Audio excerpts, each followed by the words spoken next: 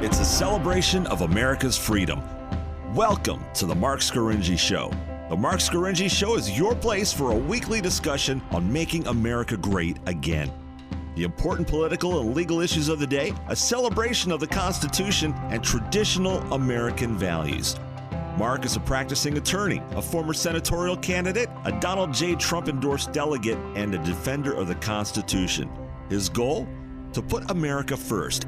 And now, celebrating America's freedoms, here's attorney Marc Scaringi. Well, good afternoon and welcome to the Marc Scaringi Show. This is your place on the dial for constitutional conservatism. This is where we talk about the important political and legal issues of the day from the perspective of putting America first. And thanks for tuning in on WHP 580 AM and iHeartRadio. If you'd like to watch prior podcast or listen to prior podcasts of the show or read any of my columns on Penn Live, the Harrisburg Patriot News, or take a look at some great merchandise, including our popular Right to Bear Arms muscle shirt and the We're Glad You're Our Neighbor, Just Please Don't Kill Us yard signs, you can check out the MarcScaringiShow.com website and take a look at that merchandise there. And don't forget to follow me on Twitter, Facebook, and YouTube. And I'm speaking to you today from the Steel City of Pittsburgh, Pennsylvania, and I'm here in the studios of WDVE, which my Pittsburgh friends will remember fondly from our high school days back in the 1980s. And I want to thank the engineers here in Pittsburgh and in Harrisburg for putting this marvel of modern engineering together, where I'm here in the studios in Pittsburgh, but you're hearing me throughout South Central Pennsylvania on WHP 580 and, of course, everywhere on the Internet on iHeartRadio. Well, a lot's been happening in political and legal news this week, so let's jump right in.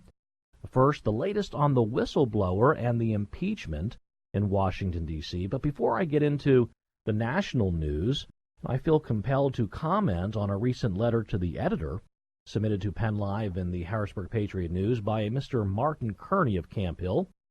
His letter, entitled Marc Scaringi's Column is Embarrassing Trump Propaganda, in which he accuses me of writing a column full of propaganda and inaccuracies.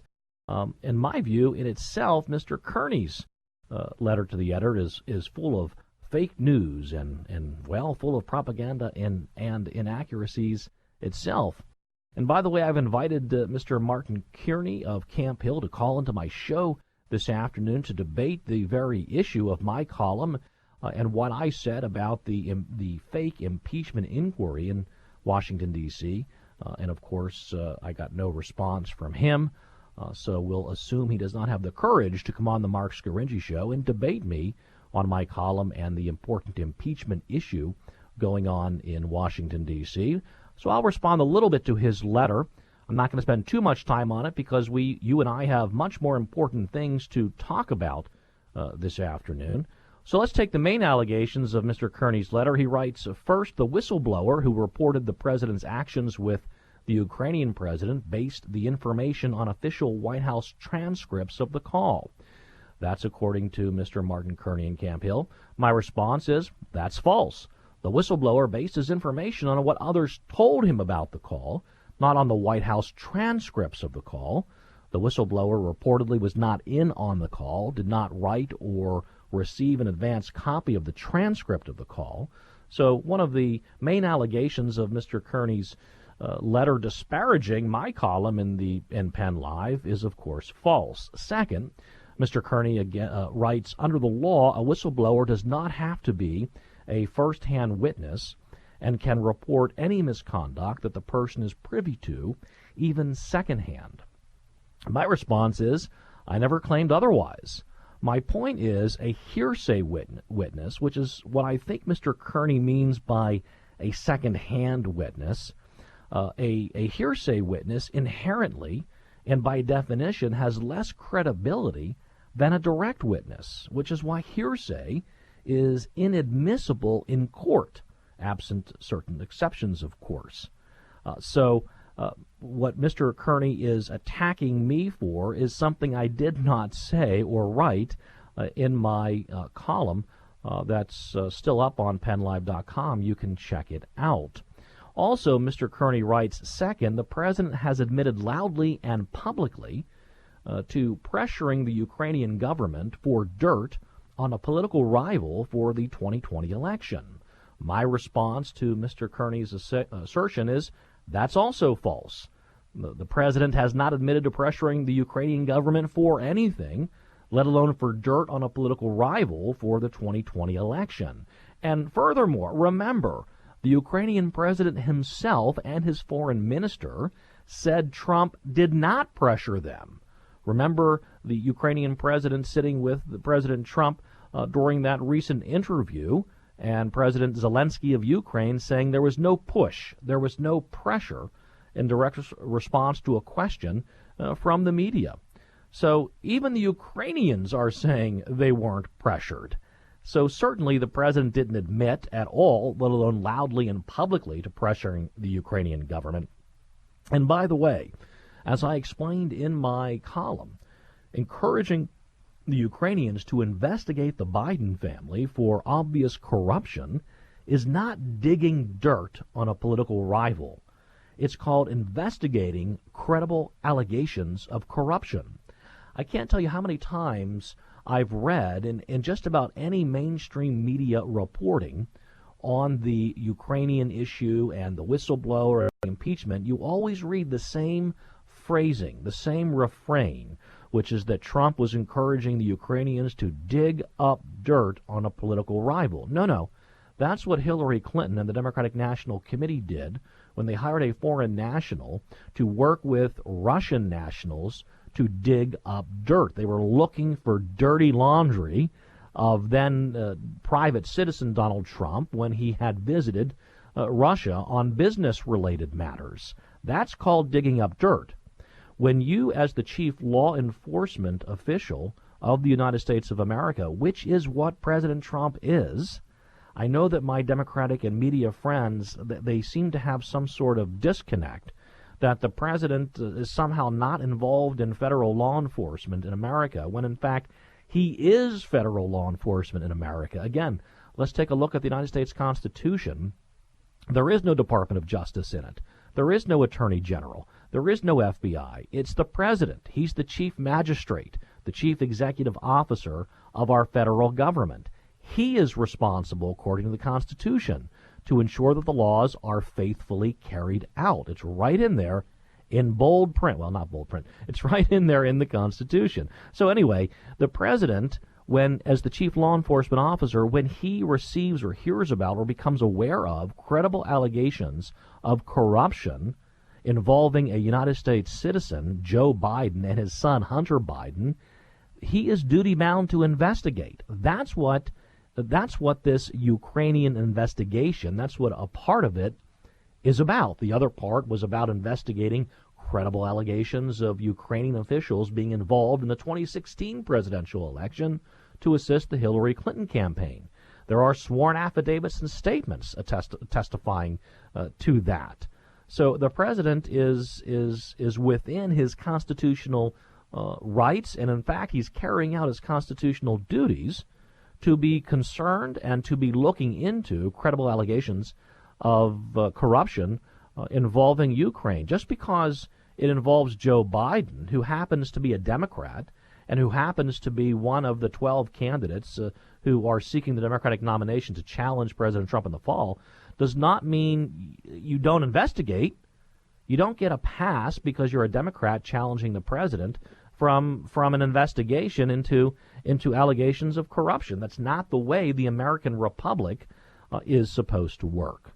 But nevertheless, Martin Kearney of Camp Hill writes in his letter to the editor disparaging my beautifully written and well thought out and articulate column that shows the flaws in the whistleblower complaint and in the impeachment process.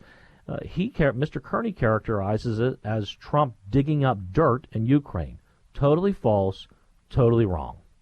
So, my friends, if any of you were planning on reading Mr. Martin Kearney's letter to the editor in Penn Live in the Patriot News, falsely attacking my recent column, I would suggest that you don't.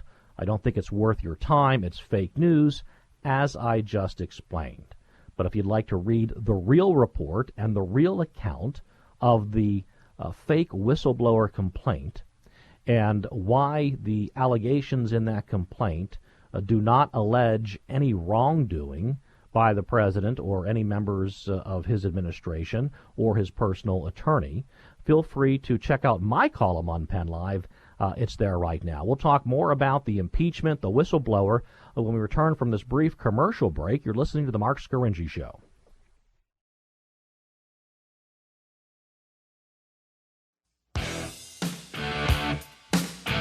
Now, more of Marc Scaringi on News Radio WHP 580. And welcome back to the Marc Scaringi Show. We're broadcasting live from WDVE Studios in Pittsburgh, Pennsylvania. And we're coming at you here from the Steel City and enjoying our time out here. It's a beautiful city. It's the city of my birth, where I was born and raised. And it has gone through another renaissance. If you haven't been out to Pittsburgh recently, you ought to. There's developments going everywhere. There are new shops, restaurants. There's a lot going on. There's kind of a resurgence in the economy here, of course, starting with the Marcellus Shale, and now all kinds of high-tech companies, including Google and others, and it's an exciting place to be. So we're glad to be here in Pittsburgh and enjoying its renaissance. And we're talking today about the whistleblower, the impeachment, and the goings-on down in Washington, D.C. that have the attention of the nation, where House Democrats, led by Speaker of the House Nancy Pelosi, seem hell-bent on moving forward on this impeachment inquiry that she announced just a few weeks ago. Remember, she referred to it as the umbrella of an impeachment inquiry. Well, here are some of the latest developments, and then I want to hear what you think about what's going on down in Washington, D.C. You can call in 717-540-0580. That's 717-540-0580, and tell me what you think about Nancy Pelosi's impeachment inquiry.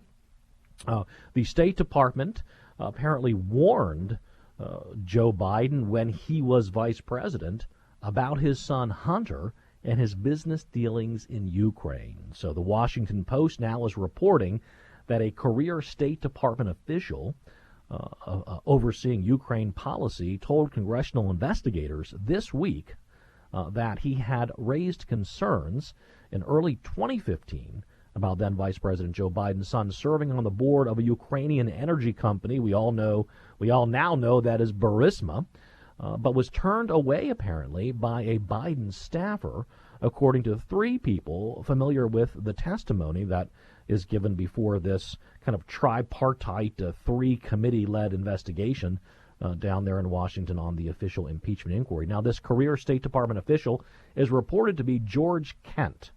Of course, we don't really know how true this is. This report is based upon anonymous leaks. One wonders why we can't hear from the witness directly. Well, Democrats, they won't let us. They won't let the American people hear what these witnesses are testifying to or saying in these depositions that are occurring behind closed doors. The Democrats have interviewed this unnamed witness, who we think is George Kent, and others behind closed doors as they continue their secret impeachment inquiry. Well, in any event, according to the Washington Post, this State Department official was reportedly worried that Hunter Biden's position at the firm Burisma Holdings would complicate efforts by U.S. diplomats to convey to Ukrainian officials the importance of avoiding conflicts of interest. Well, I would say that's probably true. Of course it does. Now, this was kind of buried deep in the article in the Washington Post. They chose to kind of focus on more salacious aspects with their misconstruing what this person allegedly said in a way to try to further the impeachment narrative. But this is a real gem here. So here you have one of these State Department officials back in 2015 trying to get to the vice president through his aides, saying, look, this doesn't look good. We are supposed to be working with the Ukrainian government to root out corruption in Ukraine. And Hunter Biden, the vice president, and by the way, the vice president was the point person. He was appointed by Barack Obama to be the lead administration official conducting U.S.-Ukrainian relations at the time.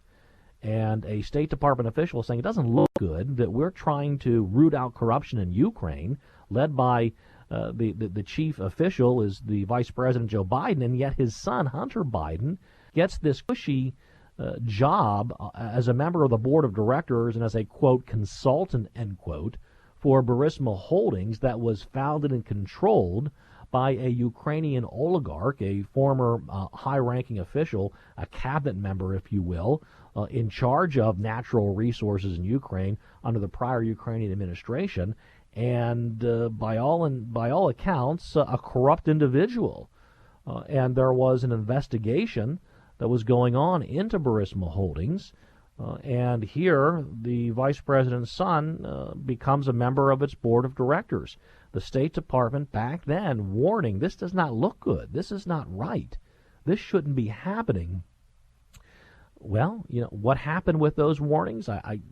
They fell on deaf ears. And interestingly, the Washington Post and the New York Times, they describe, well, Joe Biden was going through a difficult time with his son. His elder son, Beau Biden, had recently passed away from cancer, and he was very emotional. And so you couldn't approach him about the obvious conflict of interest involving his son, Hunter, being put on the board of this Ukrainian natural gas company. So that's why no one really was able to get to Biden on this matter. That's the rationalization put forward by the mainstream media for why this was allowed to happen.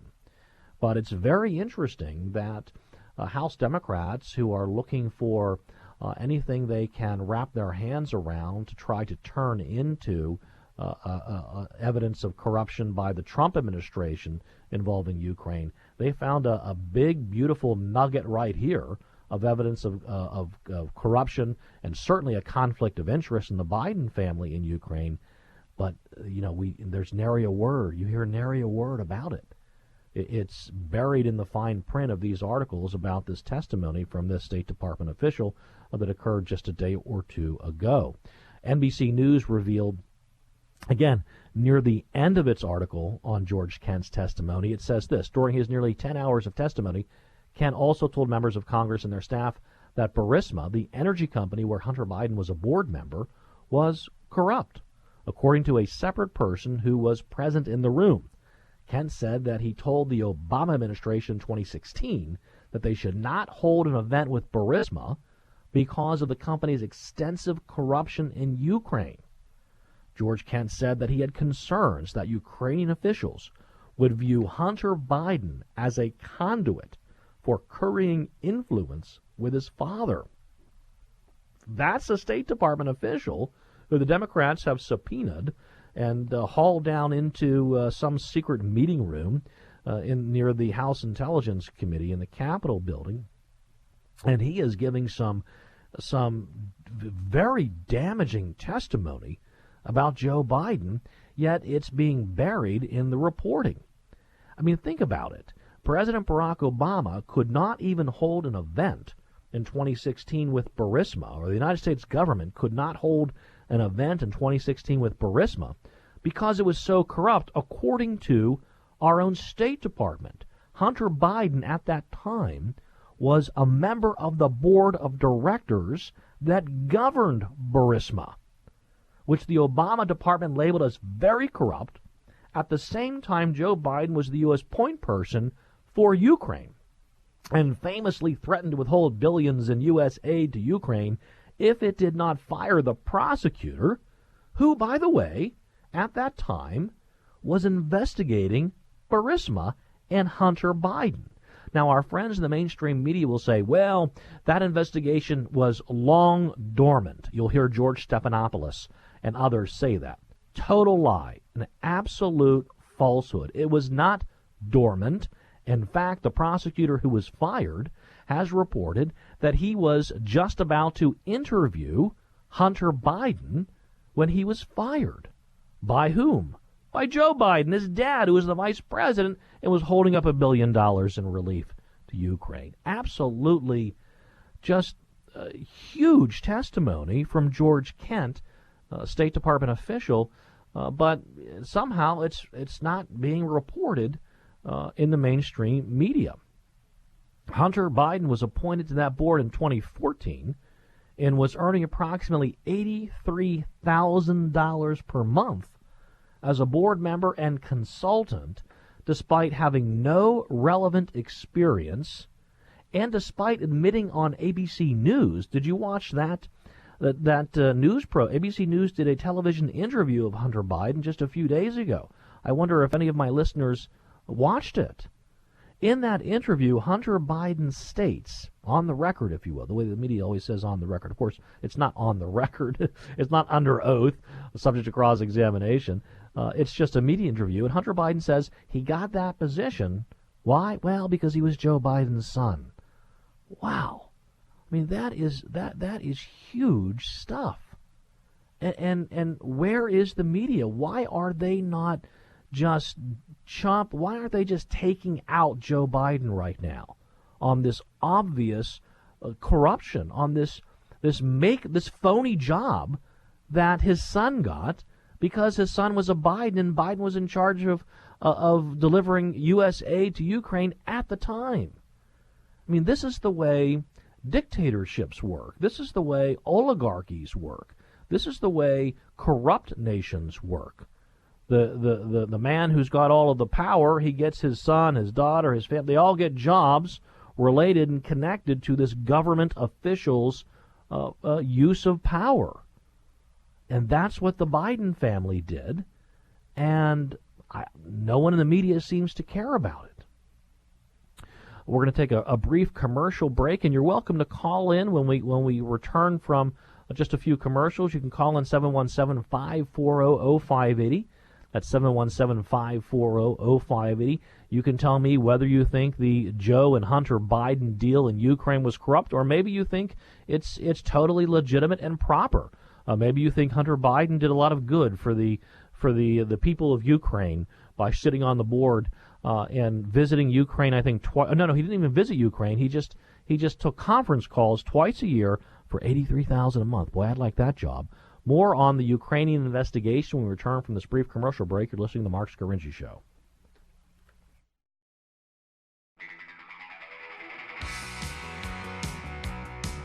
Let's get back to the Marc Scaringi Show on News Radio WHP 580.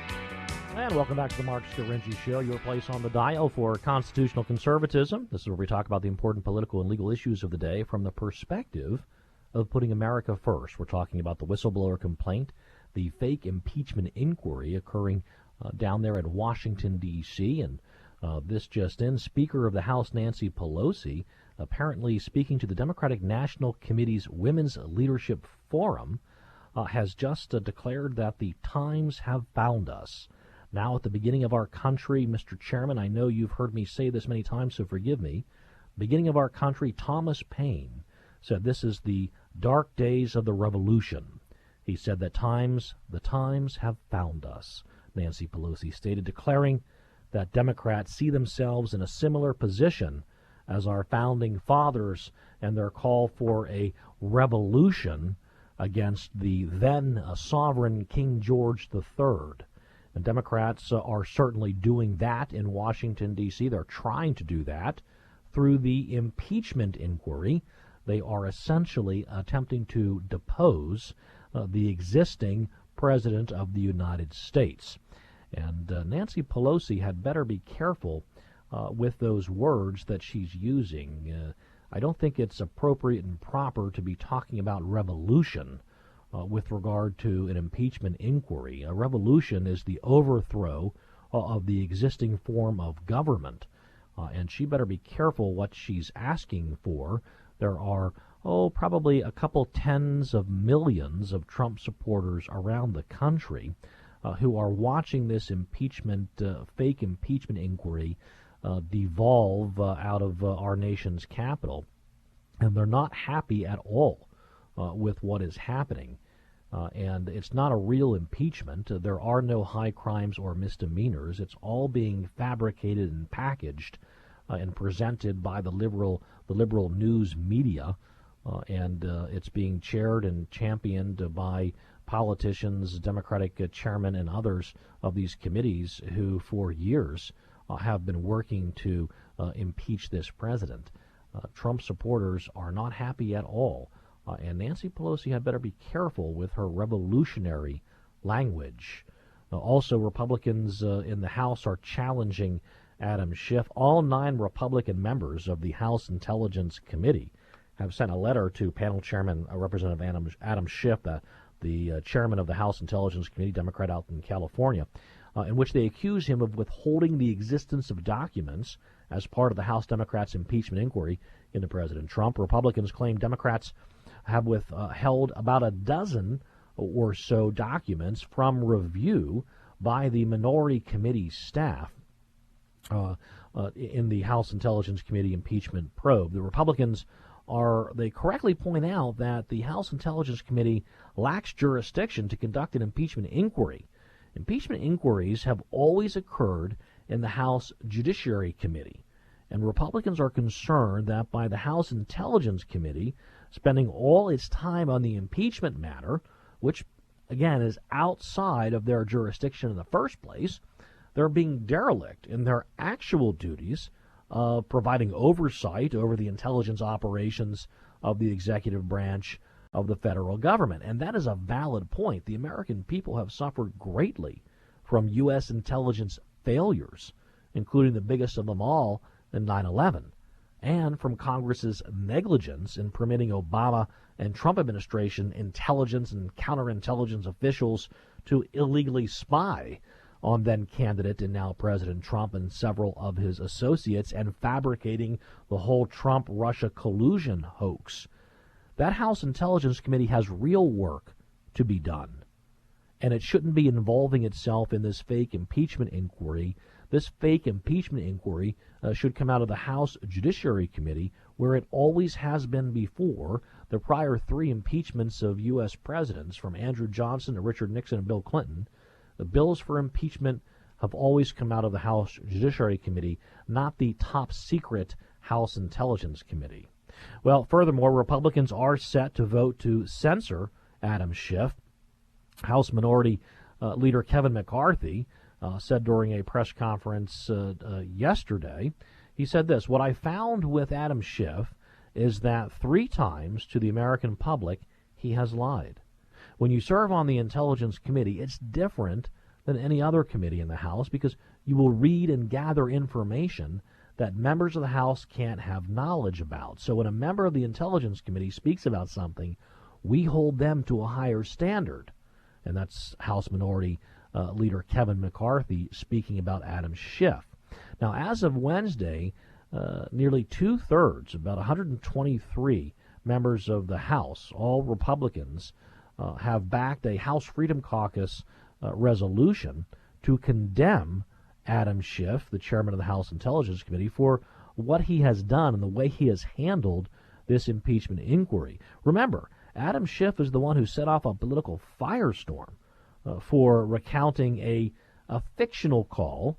Schiff calls it a parody, but it wasn't a parody. Schiff just made it up, that fictional call between President Trump and Ukrainian President Volodymyr Zelensky during a committee hearing regarding this so-called whistleblower's complaint about the call. Remember, Adam Schiff just made false statements also about his panel never having spoken to the whistleblower, whereas recent reports indicate that the whistleblower did speak to Adam Schiff's House Intelligence Committee staff and sought advice from them, received advice from Adam Schiff's House Intelligence Committee staff on how to handle this matter that the whistleblower brought to the attention of the House committee. The Democrats, of course, he didn't go to the Republicans. He went to his fellow, he's a Democrat. The whistleblower is a Democrat. He worked with former Vice President Joe Biden when he was in the Obama administration in the White House. The whistleblower worked with Joe Biden. He's a Democrat. He went to a Democrat member of the House Intelligence Committee before he filed the whistleblower complaint, which is a violation of the whistleblower statute that he filed under. You can't do that. You can't go to the Congress if you're a whistleblower until you've gone through the proper channels under the whistleblower statute and filed the complaint. All of that was violated. You don't hear anything from the media about that.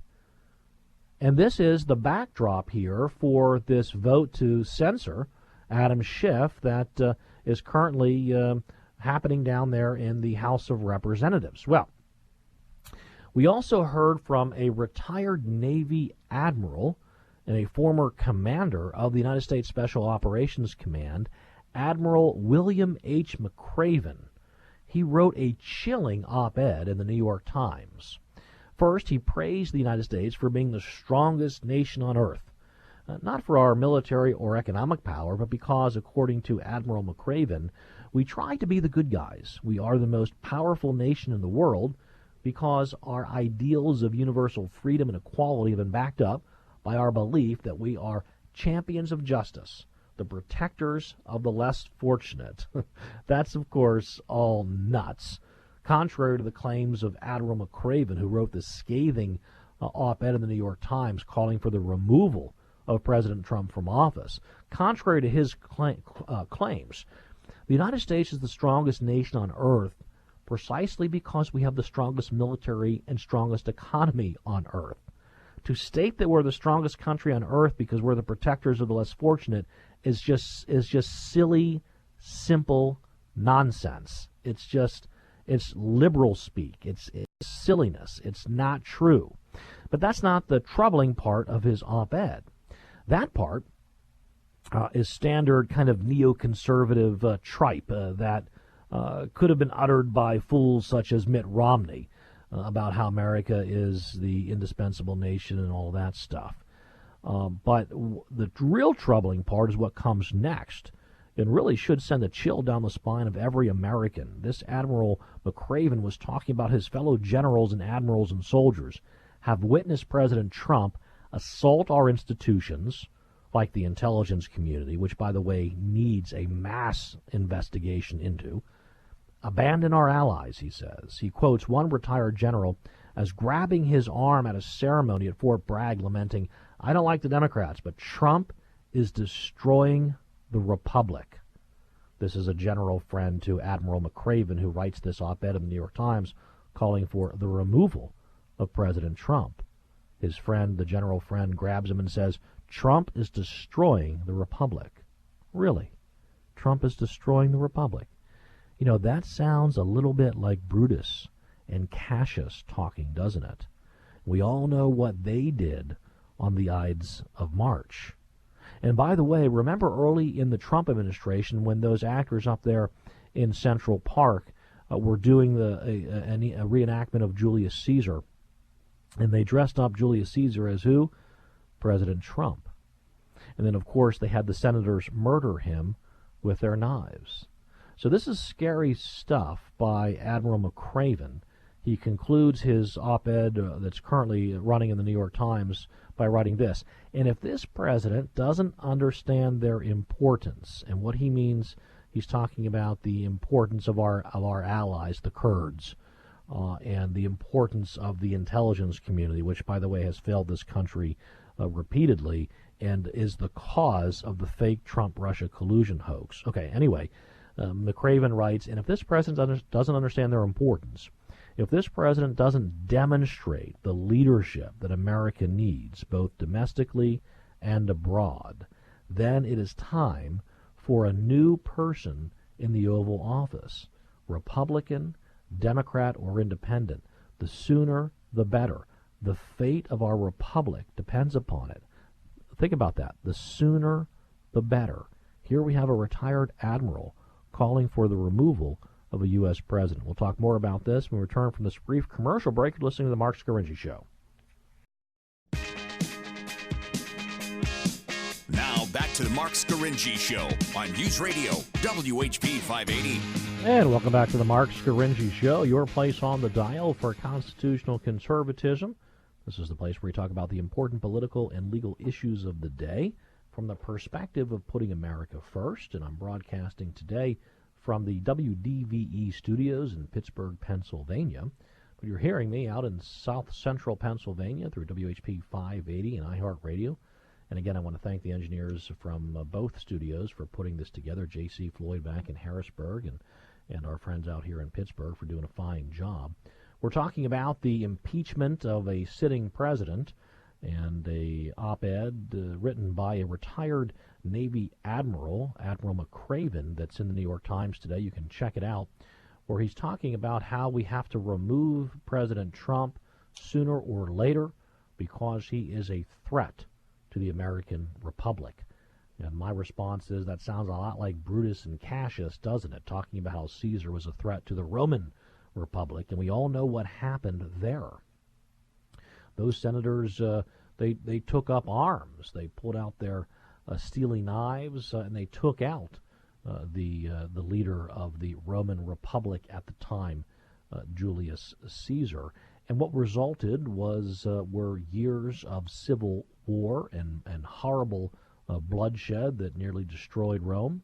Here we have an admiral calling for the removal of a U.S. president. And Admiral McCraven, he writes, well, if Trump is not removed, what will happen to, he doesn't say the American people, he says, what will happen to the Kurds, the Iraqis, and the Afghans, the Syrians, and the Rohingyas, whoever they are, and the South Sudanese, and the millions of people under the boot of tyranny, or left abandoned by their failing states. That's Admiral McCraven. That's one of his reasons why Trump must be removed, because otherwise what would happen to the Rohingyas and the South Sudanese? I mean, this is nutty stuff. This is the writing of a general who does not understand that America is a republic, not an empire. That this is an imperial general. This Admiral McCraven sounds like an admiral in the British Empire or in the Roman Empire, an imperial officer who fights for the Kurds, the Iraqis, the Afghans, the Syrians, the Rohingyas, again, whoever they are, and the South Sudanese, instead of maybe fighting well for the American people, for America and the American Republic. This is this Admiral McCraven writing this disturbing, chilling op-ed in today's New York Times. If this general calling for the removal of a sitting U.S. president, if this general weren't already retired, he should be fired. But I'm sure there are more deep state neocon high-ranking officers in the U.S. military. There certainly are throughout our intelligence agencies and the State Department, which have already tried to take down President Trump. So it is worrisome to hear this or read this writing from a retired admiral. One starts to worry about a coup. I mean, is there a real coup that is being discussed when this general pulls this admiral aside and says Trump is destroying the republic? That's scary stuff. Well, we also heard from Chief of Staff Mick Mulvaney. He had kind of a wild press conference the other day, and he's taken some heat because, well, of the way he described the Trump administration's decision to pause temporarily the delivery of military aid to Ukraine. Now, acting Chief of Staff, and when is he going to be just the Chief of Staff? He's been acting Chief of Staff for like a year. Can we just call him the Chief of Staff, please? Anyway, he said the president requested a pause to the delivery of aid to Ukraine. When asked why, Mulvaney explained, well, Trump wanted them, meaning Mulvaney and the others in the White House, to review how much aid European nations were providing Ukraine and what type of aid it was. Remember, Obama famously refused military aid to Ukraine when that's what they needed. That's what they were asking for. But Obama didn't give it to them. Obama didn't give them military aid. Trump has. In any event, you know Trump, and this is what Mulvaney is trying to explain. Trump doesn't like giving any foreign country any U.S. taxpayer dollars for any reason. Trump doesn't like throwing away money. He doesn't like throwing away his own money. He doesn't like throwing away U.S. taxpayer dollars. That's what he ran on. And so there's Trump in the Oval Office, and Mulvaney comes and says, "Well, we got to give the Ukrainians $400 million in U.S. taxpayer dollars." And I can see Trump saying, "Why?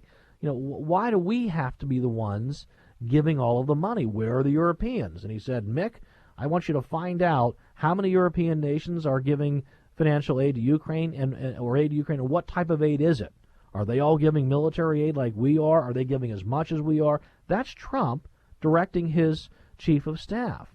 Now, Trump apparently also mentioned to Mulvaney that he was worried about corruption in Ukraine, and Trump specifically referenced Ukrainians' involvement in the 2016 presidential election, in which officers of the Ukrainian's chief prosecutor they leaked, divulged financial records of Paul Manafort, Trump's then campaign manager, that were embarrassing, causing Paul Manafort to resign, doing damage to the Trump campaign, helping the Hillary Clinton campaign. That's all admitted in court. That's all attested to, that stuff, those shenanigans by Ukrainian prosecutors back in 2016. So Trump is saying, wait a second, Ukraine is corrupt. Why are we giving $400 million to the Ukrainian government when it's corrupt? How do we know that? Well, they interfered in the 2016 election. So he's saying, hey, Mick, Chief of Staff, figure out what's going on over there. I don't want to give all of this aid to a corrupt government. What's going on? Can you hear Trump saying that? Yes. That's classic, typical Trump. That's what we want in a chief executive. That's what a real leader does. Congress, they willy-nilly throw money around the world. They don't care. It's not their money. They'll just print more. It impoverishes the U.S., the taxpayers. Congress doesn't care. We finally have a president who cares about the waste of U.S. taxpayer dollars. That's what Trump was talking to Mick Mulvaney as chief of staff about when the issue of Ukrainian aid came up. Now, reporters tried to claim this was some sort of quid pro quo. Now, I must admit, Mick Mulvaney's his inartful response to these media questions, they gave the media and liberals the sound bites that they wanted. Mick Mulvaney stupidly said, we do quid pro quos all the time. And, of course, the liberal media has jumped on that phrase. And Mulvaney also said there is going to be political influence in foreign policy. Elections have consequences. Another statement that he made, that intelligent people understand, adults understand, but the children who run the media, the Democratic Party, they flip out. Now, what Mulvaney meant by political influence is that Trump ran on an agenda of cutting back on foreign aid and rooting out corruption. Remember, drain the swamp? That's all he talked about. Now, those are political ideas. That's a political agenda. That's what that's what Mulvaney was trying to explain when he said, yeah, there are political influences in foreign policy. He's carrying out Trump's directive as the chief of U.S. foreign policy in America. The press conference was much ado about nothing. Well, that's all the time we have today for the Marc Scaringi Show. I wish you had more time. I want to thank you for listening. I enjoyed broadcasting from Pittsburgh.